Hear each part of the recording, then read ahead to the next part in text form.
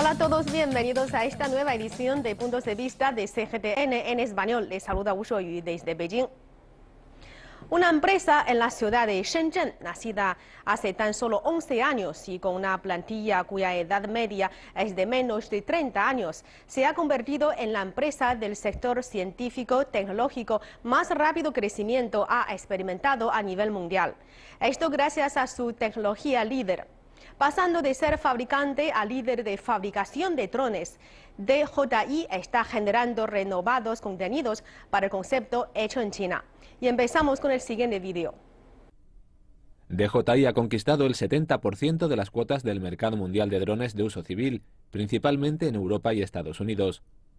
Según una reciente encuesta realizada por Reuters, de las 129 empresas en Estados Unidos que han conseguido la autorización para emplear drones, 61 están usando los productos de DJI, suponiendo el 47% del total. De las otras 695 empresas pendientes de obtener la licencia para el uso de estos aparatos, más de 400 también han optado por DJI. Genio es la primera serie de drones en el mundo que está al alcance de los consumidores de a pie y que ha logrado enormes éxitos. Creo que lo más importante consiste en que DJI se dedica en cuerpo y alma a sus propios productos. Tenemos un lema interno. DJI depende en el 70% de sus productos y en el 30% en el marketing. Esperamos dedicar toda nuestra energía a los productos. El sector de los drones avanza propulsado por la innovación tecnológica en vez de por las medidas de marketing. Cuando conseguimos avances sustanciales en nuestra tecnología, nuestras cuotas de mercado se amplían automáticamente. En el piso del departamento de I+D de la sede de DJI en el distrito Nanshan de la ciudad de Shenzhen hay una sola habitación con la puerta abierta. Todos los investigadores son jóvenes. Los empleados allí nos comentaron que en lo que están trabajando son todos nuevos proyectos. Hemos visto también que de forma ininterrumpida los jóvenes investigadores bajan de su piso con drones en sus manos para hacer pruebas de vuelo en el espacio que hay al lado del edificio. Los responsables de DJI nos dijeron que las valoraciones de los usuarios son la clave del mercado y DJI ha logrado desarrollar su propia tecnología independiente para fabricar un sistema de control de vuelo, drones, estabilizadores y cámaras, lo cual le permite bajar en grandes proporciones el costo de fabricación de drones integrados en comparación con los precios del mercado. En la actualidad, el precio de la nueva serie de drones profesionales de DJI ronda los 17.000 yuanes, mientras que el de los aparatos para consumidores corrientes solo oscila entre 3.000 y 5.000 yuanes. Dentro de poco, DJI cosechará importantes progresos en materia de seguridad de vuelo de los drones, sobre todo en lo que se refiere a la seguridad física de los usuarios y la seguridad de vuelo. Es un aspecto donde existe actualmente mucha competencia tecnológica y un área prioritaria de cara al futuro. DJI es líder mundial en la investigación y fabricación del sistema de control y planes de solución de aparatos aeronáuticos no tripulados, drones, y sus clientes se encuentran en más de 100 países del mundo. Según dicen, Bill Gates compró su primer iPhone para poder usar un dron fabricado por DJI. Aunque se trata de una anécdota cuya autenticidad es difícil de verificar, pone en evidencia hasta cierto punto el poderoso ímpetu de avance de los aparatos aeronáuticos no tripulados y de DJI. Aprovechando la ocasión, los corresponsales de CGTN en español y de CGTN América realizaron una entrevista conjunta a Kevin On, director asociado de comunicación de DJI para la región Asia-Pacífico. Our founder started, he had a great interest in helicopters, so he started playing with flight controllers. He wanted to make flight really stable, because in the beginning, when people were playing RC helicopters, it was really hard to control because the flight wasn't really stable. So he started looking into that and trying to make flight stable. After that, he looked at quadcopters and how this same technology could actually make quadcopters work. So we kind of transitioned from the enthusiast, the remote control helicopter, into the quadcopters. And then thereafter, we came out with our first, what we call out-of-the-box, ready-to-fly consumer product, which was the Phantom 1. So really, it really took a few minutes just to power it up, charge up the battery, and get it off into the air. So we want to make it easy for people to actually enjoy flights. That was, that was the main purpose. And then when we had the aircraft in the air, we also wanted to add, what would it be like if we could actually see what the craft was seeing, and have a different perspective of the world. So we added a camera to allow people to see this. Thereafter, we thought, having more stable footage was really important because audiences don't like shaky footages. So we, fine-tuned the camera and also add a gimbal. And eventually, it became what the drones you see today, which is our Phantom 3, Phantom 4, even our Inspire 1. So we've come a long way in this 10 years from the first flight controller to the craft itself, to the camera and then the gimbal, and now even all the algorithms and the programming that makes this drone actually work and fly very safely. And from there, we thought about, other than aerial, are there other ways that people could actually get stable footage and very high quality footage. So, we took the same gimbal technology and then we put it on a handheld device so that even consumers like you and I could, have this handheld device, put on their smartphone and shoot really smooth, high quality cinematic footage. So, we're always thinking about different ways of how the technology could evolve and be used differently by different people or different industries and businesses. What we found was Shenzhen was, becoming a hub for talents where engineers from different cities are coming in and to want to create new ideas and actually bring new ideas to life. This really enables us to move quickly and be ahead of the market, and this is one of the reasons. And if we're talking about talent, as I mentioned earlier, people are now looking towards DJI or even Shenzhen as a place where they could maybe start their career in engineering or in programming or in software development. So it's been an interesting change for us. And we also have our first flagship store, which is now in Shenzhen. We launched in late 2015. So, Shenzhen is a very significant place where we started, but we've branched out internationally now into 17 offices around the world.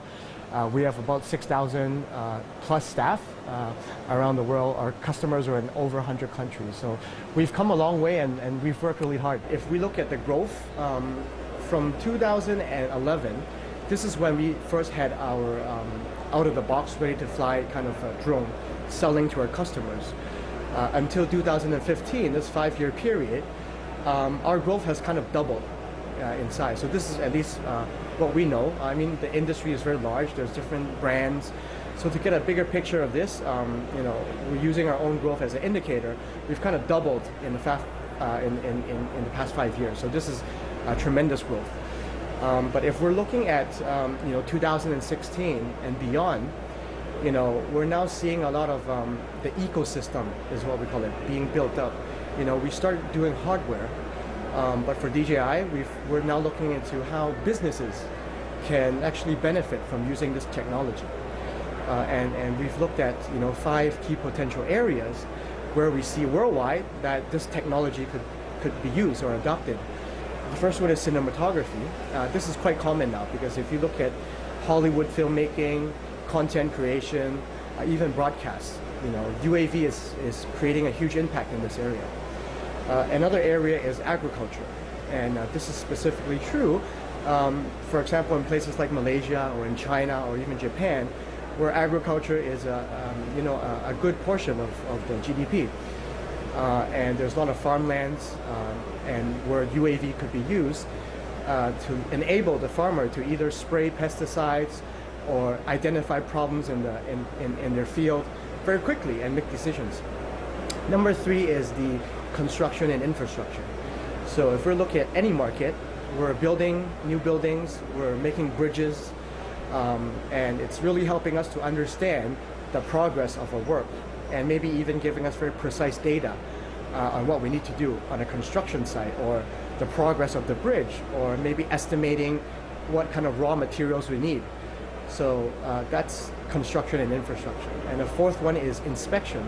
Especially for the energy sector. If we look at wind turbines, oil pipelines, or even power lines, to have somebody go and walk along and really monitor each area that would take, you know, a tremendous amount of time and effort to get data or to fix a leak, you know, in a pipe, or, you know, understanding the power line, there's, you know, a broken power line, or there's a crack in the building. But using UAV technology, you're able to get that aerial image very quickly and then really go and address that problem. And number 5, emergency response. So this includes things like firefighting, search and rescue, or even providing medical aid. So this is what we call the drones for good. So what could drones do to actually do good for people, to save lives? So drones could actually bridge the gap between the time it's taken for us to find, you know, survivors in a disaster area, or getting medical help or water to people who are stranded, or accessing area where we can't access by car. ¿Cuál es la clave que ha permitido a DJI pasar en tan solo una década de ser una empresa abierta por jóvenes emprendedores a convertirse en el líder indiscutible en el sector de los aparatos aeronáuticos no tripulados? ¿Cuáles son las diferencias y las ventajas competitivas de DJI respecto a otras empresas en el mismo sector? I think one thing is timing. I mean, definitely we started the business in a very right time. Number 2, as I said, is the talent. Being in Shenzhen and able to absorb all the talent and having 17 different offices, the synergy with our R&D guys, the innovation guys, that's important. And the third point is really the, I think it's our mentality and kind of our philosophy or the way we do things. Something that our CEO always says is, you know, good enough is not good enough. Think about how what we're doing or what we've developed, how can that be used for something else or a different industry or in a different way. So I think that's what's kind of pushing us. And I think this is a good example. As I said, we started with flight controller. We moved into creating a quadcopter and then the gimbal system or the stabilization system. And then our engineers thought, how could the stabilization could be used in other ways? Then we took that into what we have now for the professional filmmaking, into the Ronin series, where you could attach, you know, big cameras on the ground that stabilizes footage, and then taking the same gimbal system onto the camera. So it's kind of that thinking, I think, that gets us to lead and push ourselves into thinking is what next, what else, what can be better.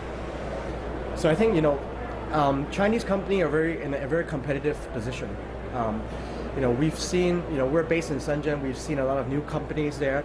Even in the same building that we, in our office, we've seen new startups. So, you know, we're seeing a lot of bright talent. Whether this is fueled by local talent or, you know, other talent coming into Shenzhen, I think it's a mix of both. So, you know, like you said, at CES, we have, you know, the UAV section has probably about 10 other different companies, or some of them are startups. Some of them are doing underwater drones. Some of them are, you know, aerial drones. Some of them are, you know, carbon fiber planes.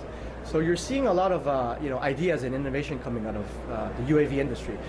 It's actually, you know, having more talent and companies joining.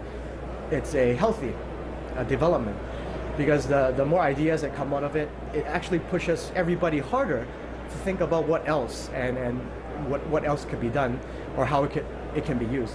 And, you know, we are a Chinese company. We're very proud of that, becoming an international brand and kind of, you know, leading the way for other Chinese company and working together. Each company, it's unique in its own. I think what's special about us is that, you know, our technology is very new. I think there's a lot of room for people to kind of understand that, how it could be used, and it's becoming very personal, whether it's for recreation or for their work. And, you know, as the leader in the industry, we're doing a lot of the education and inspiration on how this could be used by the end user, or how this could inspire them. So it's more a collaborative process, I would say. You know, we're creating great tools for people to tell stories, to give them a different perspective, but we're also hearing our customers telling us how they're using this in ways we've never imagined. So, it's interesting. We're working with our customers together to kind of pave the way for the future for UAV, and this is a very interesting place for us to be. Tras consolidar sus cuotas en el mercado doméstico, DJI dirigió rápidamente su mirada hacia el mercado exterior, logrando resultados fructíferos. Hace poco, DJI, que ya lleva años ocupando el 70% del mercado mundial de los aparatos aeronáuticos no tripulados, concluyó una nueva ronda de financiamiento valorado en $75 millones, totalizando un valor estimado de $8.000 millones. ¿En qué se basa DJI para que las marcas chinas disfruten de fama mundial? ¿Cómo ha elaborado su estrategia de ampliación en el mercado internacional? One of our biggest markets is United States, but we're seeing huge potential in other parts of the world, specifically in where we are in Asia. Obviously you have China, which is, a region, a huge place on its own, with different demographics, lots of cities, different tiers. But in particular, if we look at other places in China, we have Japan, Korea. Hong Kong is also one of them, which we're putting a lot of attention and resources into these markets. So if we look at Korea, for one example, Korea was the place where we had our first overseas flagship store. So this is a strategic investment for us to have retail touch point to engage people in Seoul, in Korea. To have a flagship store, it's not about selling products, it's more about the actual experience. Because aerial technology is not like a smartphone or notebook where you can really try it out when you're at the store. Aerial technology is about really understanding, how it is to feel when you fly the drone. When you get behind the controller, what do you see? Or talking to the pilot, or looking at other people's work to get inspiration. So having the flagship store is a very important strategy for us in terms of the experience and also in terms of the retail. So we had our first one in Shenzhen, the first overseas one in Korea, outside of China, and then the third one was in Hong Kong. And then just last month, we launched one in Shanghai. So now we have 4 flagship stores that's operated by DJI. So having this is important to actually grow, especially in the Asia market, where really it's hard to, where it's a very dense area, we're in a metropolis. To really just go out to your backyard and fly, that's not really possible for everybody. So having that in-store experience, that flying cage, and being able to see and touch and ask questions, that's really important. So Japan, Korea, Hong Kong, these are places where we're putting a lot of effort. If you look at Japan, Japan is actually, in terms of operation and size, it's also one of our biggest operations in Asia, outside of China. We have about 3 different offices, customer service, business development, sales and marketing, even an R&D team that does, specializes in camera work and lenses and sensors and whatnot. So we have different pockets of kind of expert teams in different areas. And another area, that we look forward to doing more in is actually Latin America. So Latin America is, we've started some work last year in Latin America. And, by talking to the different, our dealer network, understanding the customers, Mexico, Brazil, Chile, these are kind of 3 markets that we're starting to do more work in, and we're going to do more in 2017. So you're going to see a lot more things from DJI in terms of expanding our dealer network, educating customers, this is important, and also showing our technology to governments, NGO, so that they could also understand the technology and what it can do for specific markets and countries. It's a very competitive landscape, and there is great companies doing great things in all different countries. I can't speak on behalf of other companies, but at DJI, I think we've got a head start. That 10 years of flight experience, building the technology, whether it's camera or programming, testing, all of that, we have a head start, and that's why we're in a great position in this market. Having said that, you're seeing a lot of competition outside of China, inside of China, even within Shenzhen. You probably have 100 somewhat startups that are looking at this. But it will take some time. Making something fly in the air, that's great. We believe, three things. It's safety, reliability, it's number one. Number two is making the technology accessible, whether this is through online channels, retail channels, making it easy for people to understand about the technology. That's about accessibility. Number three, it's just making it very easy to use. If a technology is hard to use, nobody wants to, understand it or use it for their work. So these three things, we're trying to do. I think it's from day one, and we've been, applying this to all of our technology. And I think this is what is making our technology different from other, brands out there. Well, if you look at potential in terms of where we see the customer interests are, in America, this is our biggest market so far right now still. There's still a lot of places in America that we're still growing. If you look at our retail partners in America, we have a lot of chain store partners, RC partners. But really, looking beyond that, there is the photographers, there's the lifestyle users, and these are areas that we'll continue to grow and to penetrate. If we look back at Asia, for example, which is slightly different, we're talking to a lot of the RC enthusiasts, the guys who are already flying the drones, but we're also seeing a lot of the interest in different sectors in terms of the construction industry, in Hong Kong, for example, and in Japan, the agricultural industry. And if we move over to Latin America, speaking to my colleague, mining area is a huge thing. Recreational, they're still doing a lot of education about that. So you see different pockets of potential and customer interest in different parts of the world. So we can't really say that, this particular demographic or this particular age group or gender group is our particular target, which each market is very different. And I think back to my point about how this technology could be used is basically the end user finding ways on how it could be used to impact themselves, to do their work, for their lives and whatnot. And we're just creating the tools for them to do that.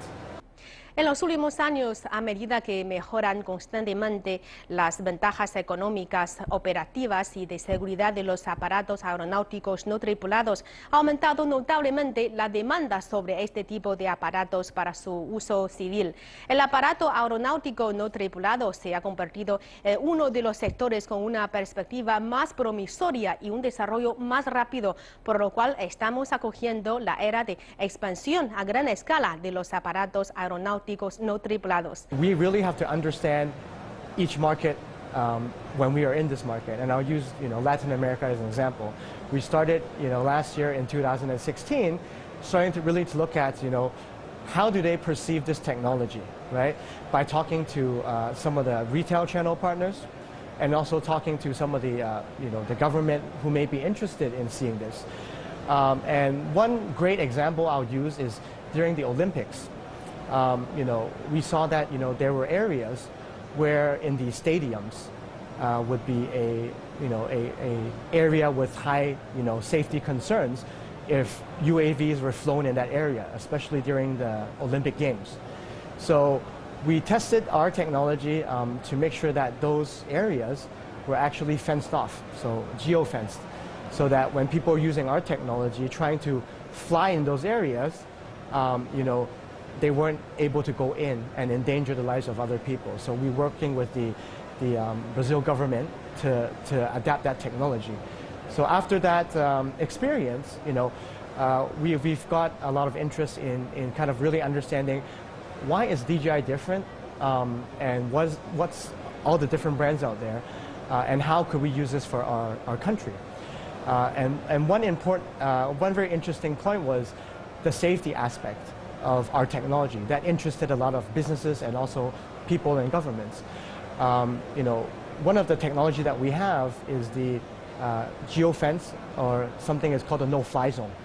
So this technology, which is built in, enables us to prevent people from flying into areas with sensitivity. And this could include an airport. So if you're flying towards an airport, this will enable the drone to actually descend. So by understanding this technology, public, government, enterprises are keen to see, oh, actually this is quite interesting in what we do. Another example I'll use, which is a company that we've spoken to who does actually inspection, in Brazil of buildings, right? And the reason why they chose DJI is because we have the front obstacle sensors, which when you fly into an object or a building, it keeps a certain distance. And he's able to go really close up and get that precise shot of where the leak or the crack of the building is, and really do precise measurement, and then get a full picture on where he needs to fix these problems. So we've done kind of these demos in Latin America to start talking to customers and businesses, and they're seeing great interest in learning about this technology. On the consumer side, in the recreational side, we're also doing a lot of what we call the NPEs. This is called the new pilot experience programs.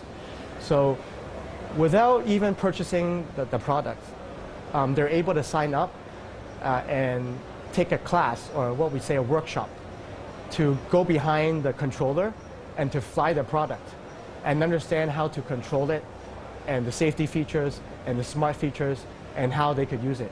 So this is, again, on the consumer side, doing the education and hands-on experience. In Chile, in Mexico, and in Brazil, doing a lot of these things. So we're doing stuff in both of these in the Latin American countries. We look at 3 different categories, and our products serve these 3 different categories. We have the consumer markets, which are the smaller drones with a lot of built-in features that makes it really easy to fly. Smaller in size, lighter in weight. Then we move on to the prosumers, or people who are semi-professionals who may make short films or commercials and whatnot, but still ready to fly platforms. But then we have the really high-end professionals, which are highly customizables. We have software development kits. You could attach different cameras. So these are the 3 categories that we have. And now if we look at the different markets and where the key interests are, right? We could look at in North America, the consumer, prosumer products are still very key. There's lots of open areas in North America where people have backyards that they could just take the drone out and fly, in different places. If we move over to Europe, sports, outdoor sporting, winter sporting is also a huge thing. So a lot of them are using that to create broadcasts, film, sporting events, just like that. So the prosumer category from the consumer category is quite relevant, in that sense. If we look at Asia or even Latin America, still the consumer product, Phantom, Mavic series, that's majority of our portfolio. But we are seeing a lot of the businesses. I was in Hong Kong, the flagship store, talking to some of the customers, and some interesting, ideas that came out from them is, am I able to use the consumer series for my business, or should I be using the prosumer series? This is a question that is always, being asked, because, this may have a 4K camera, so may this one. So which one is right for me? So we really need to understand how are they using this, how they plan their flight missions, what are they going to use it for, how long do they need this for, and to understand that before they choose their product. So it's very interesting. You see different kind of dynamics, different usage, but in North America, definitely we're seeing kind of more adoption and different use cases there. And Asia and Latin America, we're also getting there very soon. Bueno, muchas gracias por acompañarme en esta edición de Puntos de Vista. Hasta la próxima.